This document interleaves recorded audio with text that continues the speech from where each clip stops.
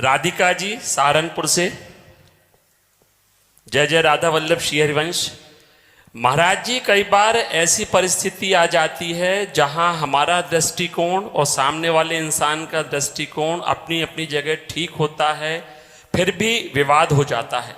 हमें अपनी दृष्टिकोण रखनी, सामने वाला हमारे प्रति क्या दृष्टिकोण करता है इसकी हमें कोई आवश्यकता नहीं।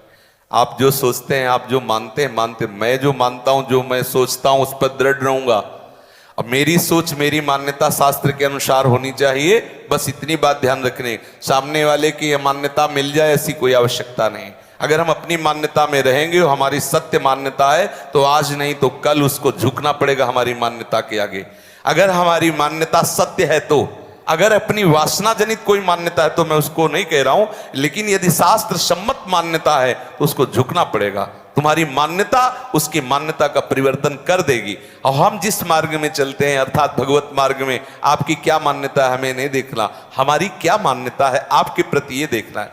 उपासक ये नहीं देखता मेरे साथ ये कैसा बर्ताव कर रहा है, उपासक देखता है कि ऐसे बर्ताव में फिर मुझे कैसा बर्ताव करना चाहिए, ये देखता है। उपासक अपने आप को सुधारता है, उपासक अपनी मान्यता को ठीक करता है, उपासक अपने व्यवहार को ठीक करता है, सामने वाले की नहीं। सामने तो ऐसी ऐसी मान्यताएं आएंगी जो हिला के रख देंगी। सच्ची मानिए, हमें सिर्फ अपनी मान्यता संभालनी है। हमारी मान्यता शास्त्र और सदगुरु से सहमति द्वारा, अर्थात जो संत जन कहते हैं, जो गुरुजन कहते हैं, जो शास्त्र कहते हैं, वैसी मान्यता हो तो सामने वाला एक न एक दिन झुकना ही पड़ेगा, निश्चित झुकेगा। और अगर वो नहीं झुकेगा तो सबकी मान्यताओं को देने वाला प्रभु मिल जाएगा, निश्चित समझ लीजिए। हम कब तक इस आश्रय में रहें कि वो हमारी मान्यता से जुड़े, नहीं जुड़ पाएंगे।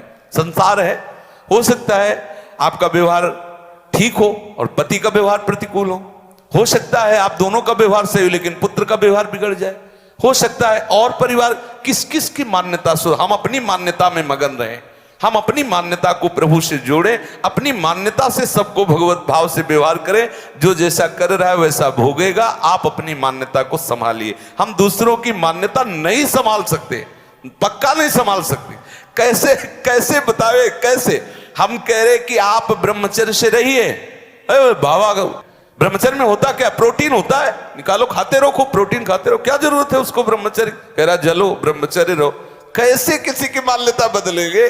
कहा एक एक शब्द का प्रतिकूल तर्क सबकी बुद्धि में है। तो हमें आश्चर्य लगता है अगर ये अपनी बुद्धि को शास्त्र अनुमोदन में लगाता तो भगवत प्राप्ति हो जाती। कितना पावर खर्चा कर रहा है प्रतिकूलता में। कोई हमारी बात मान ले, ये हमारे ऊपर उसकी कृपा होगी, नहीं वो अपनी मान्यता बदलना मुश्किल है। हम अपनी मान्यता से चल। सही बात, अगर आप भजन कर रहे हो, धर्म से चल रहे हो, तो हम प्रणाम करते हैं, आप हमारे ऊपर कृपा कर रहे हो जो आप ऐसा मान रहे हो। बोले क्या उल्टा बात बोल।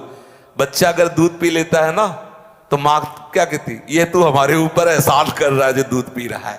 ये उसके वात्सल्य और दुलार का सेवन उसके हृदय को सुख पहुंचाता है। मेरा लाला ने दूध पी लिया, दूध पी लिया तो लाला स्वस्थ होगा, लेकिन सुख मैया को मिल रहा है। ऐसे यदि आप सच्चिदानंद प्रभु के भजन में चलोगे, बुरे आचरण नहीं करोगे, थोड़ा संयम नियम से रहोगे, आपको देखें आप स्वस्थ हो, प्रसन्न हो, तो आप हमारे ऊपर एहसान कर रहे हो। क्योंकि देखने से सुख मिलेगा और लगेगा इस जीव का बेड़ा पार हो गया, इस माया से मुक्त हो गया, ये हमारे ऊपर एहसान करोगे, आप ऐसा करोगे।